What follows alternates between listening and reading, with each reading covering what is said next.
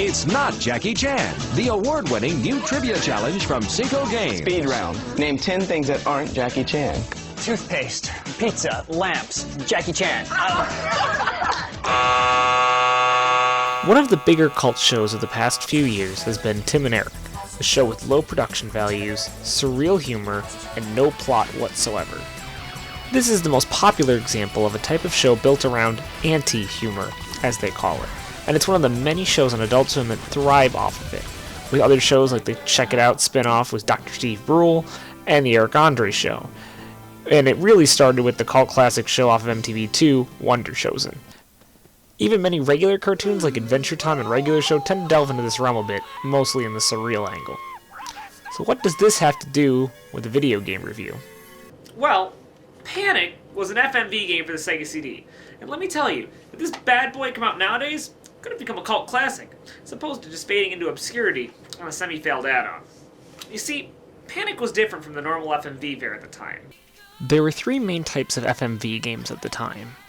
First, you had the night trap style of switching between rooms and setting up traps to capture enemies. This was all done in real time, and the game had a set time limit, so once you figured out all the enemy placements, you knew how to beat the game every time, and it had very limited replayability. But it was like playing a movie, and that was the appeal for a lot of people, at least in theory.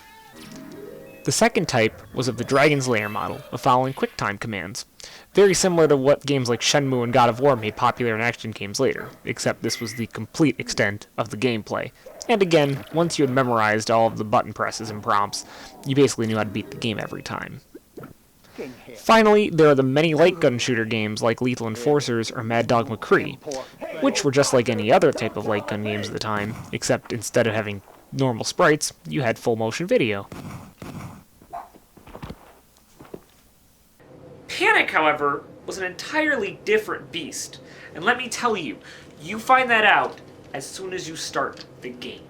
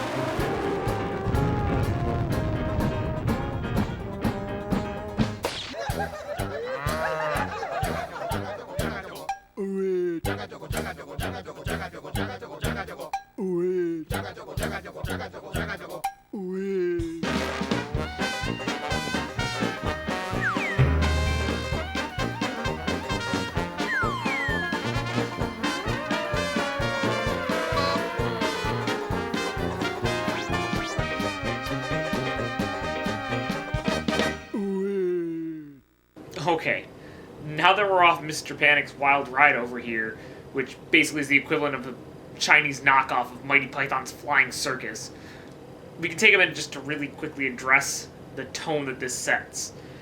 I cut that intro down from 3 minutes to about a minute. It goes on and on and on. And it's just nonsense. And that is a very good description of Panic. A bunch of nonsense that goes on and on and on and on. The story is that a virus has infected the world's computer system and has caused every electronic device in the world to malfunction. However, a program called Panic has been made surprisingly fast to combat this virus. Then, the character of Slap gets teleported into the TV by the Panic program and is tasked with finding his way to the central computer system to stop the virus. Somehow, his dog Stick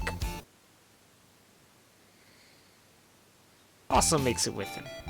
They don't explain how the devil's involved, the plot about world monuments blowing up is involved, why there are so many damn places to go through, the instant game overs. I'm getting ahead of myself.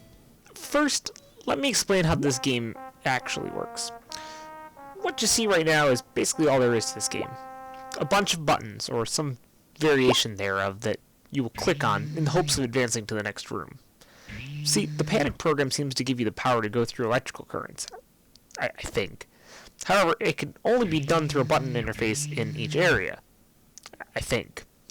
Of course, all the other buttons lead to hilarious malfunctions, or the devil, or a world monument blowing up, or an instant game over. Okay, this still doesn't make any sense as to why anything is happening in this game right now. I'm gonna see if the manual can help shed some light on the situation. Oh, yes, here, the story. This should help clear things up quite a bit. Machines have suddenly begun to malfunction worldwide. A nasty computer virus has created software bugs in the computer network server, which will infect every device on the planet. If you leave it, you cannot play TV games. Weird way of saying that, but okay. The program, codenamed Panic, was designed to destroy the virus. You control all machines by pressing switches in the game. Attack the mother computer! Your obligation is to press switches to return to normal the world. Select switches and start. Wow, that told me absolutely nothing about what's going on in this game.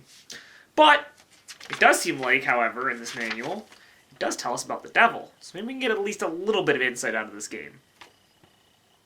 Whispers of the devil. More suspense per square inch than aliens on 2 cups of Java. I juggle humor with destruction. I change famous faces in weird places. Just watch. Who says aggression needs to be high-tech? I can make you very nervous. That's my job? So you're chasing your tail. How many times will I see you? Quotations, take a nap. Someone is shadowing your every move. I see that this game's manual is as scatterbrained as this game is. I think I should just take the game's advice and sit back and enjoy the funny gags and just play the game. So let's just try taking the game on its own merits from here on out. Okay? Okay. Basically, every screen is a set of buttons, and you are looking for the buttons that advance you farther ahead through the web towards the central computer. You can actually track fairly easily where you are and trying to go if you pause the game. However, it's not a linear path, and you can end up pretty much anywhere in any one given room. So it's basically memorizing which buttons go to which place, as you will fuck up and end up at random places. Most of the buttons, however, are just gags, which is the meat of the game. The gags are fun, just in seeing how weird things get. The gags are just random, dumb animations, usually with goofy sound effects that are mostly all done by one dude's mouth.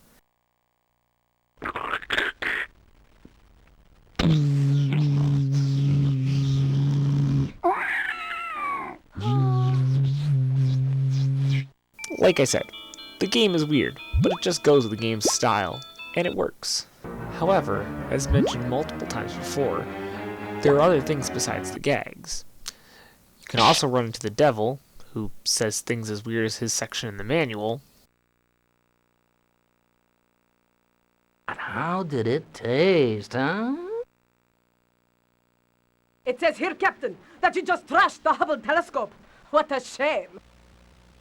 Still playing that old game? This one's fun! Look, I understand that kids weren't supposed to play this game or anything, and I'm a 22-year-old adult, but even I'm a little freaked out by some of the shit the devil does in this game. That laugh? Fucking terrifying. But scariest part of this game is the angel's just as creepy as the devil. Just in a totally different way. That wasn't so hard, was it? You're making great progress. No, Angel. You're supposed to be pure. That is the no. I don't want that. That is not. This is not the time to be coming on to me. I am trying to save the world, and you're trying to deviate me from the course with sexual advances. Because there's nothing else. There's nothing else. that line delivery meant besides, I want what is in your pants. That's not cool. At least the devil is supposed to want to stop me from saving the world. The angel is supposed to want to help me save the world. And here you are, coming on to me. I can't. Just move along. Next thing. There's the world monument thing, which is alluded to in his section, as he mentions changing faces in weird places. Basically, if you hit a world monument with one of the buttons, the monument explodes. And if you hit all 30 monuments, then you lose the game. Also, a few rooms on your screen you'll see have a skull icon. And this room is a button that, when hit, instantly ends the game, and you start back at square one.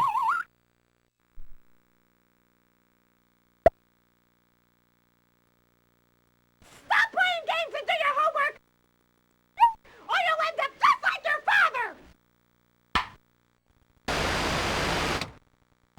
So wait.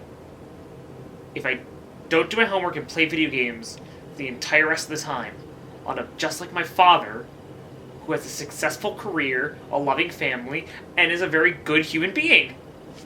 Awesome! Let's keep playing more video games! Yeah! Again, the main component of the game, besides just beating it, is seeing all the gags. The game even keeps track of how many of the gags you've seen by having a percentage counter at the pause screen, and it is possible to get 100% on a single playthrough. Obviously, I've been filling this review with a lot of random odds and ends because, well, there really isn't much to say. The gameplay is just pressing switches, and that functions fine, so that's all there is to be said about that. The humor is subjective, of course, but I feel if you enjoy things surreal, random, and pointless, then this game will totally appeal to you. Also, you'll probably like it if you're high. If nothing else, it's unlike anything else seen during this era in gaming, for the most part, and it certainly makes it a cool oddity to seek out for Sega fans and collectors of odd games alike. Also, if you're cool like me, the game does support the Mega Mouse, which makes moving around the screen far quicker and smoother, so use it if you got it. That's all I can really talk about without spoiling the gags or just how weird the game gets throughout, including it's just as surreal as everything else in the game ending. So this is really as much as I can review, but I really do recommend you go and check this game out, if nothing, just as a curiosity. Who knows, maybe you'll even find it funny too. Now, Panic over here was dead on arrival when it did come out. It came out very late in the Sega CD's life cycle on a system that had already only done okay in America. The PlayStation 1 was on its way, the Nintendo 64 was on its way, Sega's market share had gone significantly down from when it first came out. The game just did not come out at a good time. Not to mention, the game was critically panned at the time. GamePro gave it one of only 12 1.0s that's ever given out in its 20-plus year history. That's really bad. Now, at the time when this game came out, it was $50, which is $80 by today's standards. And I can kind of understand feeling a little ripped off at that point. But it's a really cool trip down a weird rabbit hole that if it had come out today at $10 on Steam or PSN or Xbox Live, surely would have been okay with most people. You would have not been out that much money, you would have gotten a couple of hours of entertainment out of it. Unfortunately, that's not the way it worked out. However, it did fare a little bit better in Japan. The way we know this is, for some reason or another, people liked it enough that it got a re-release on the PS2 in 2002. Now, for the most part, the game is pretty much identical, except for one really weird alteration. And, I'm not going to beat around the bush. Instead of the world monuments blowing up, like you know in the game, they still works the same way, but they changed it to everything shitting itself. I'm not fucking with you, look!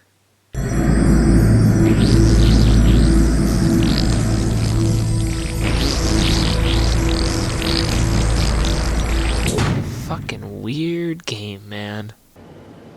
Well, that's Panic, guys. It's a weird game that I found while I journeyed on my way to a complete collection of Sega games. Now, honestly, I don't really know how to end this video, so I think I'm just going to go back to playing some more Panic, if you don't mind. Video games will make you just like your father! Just like your father!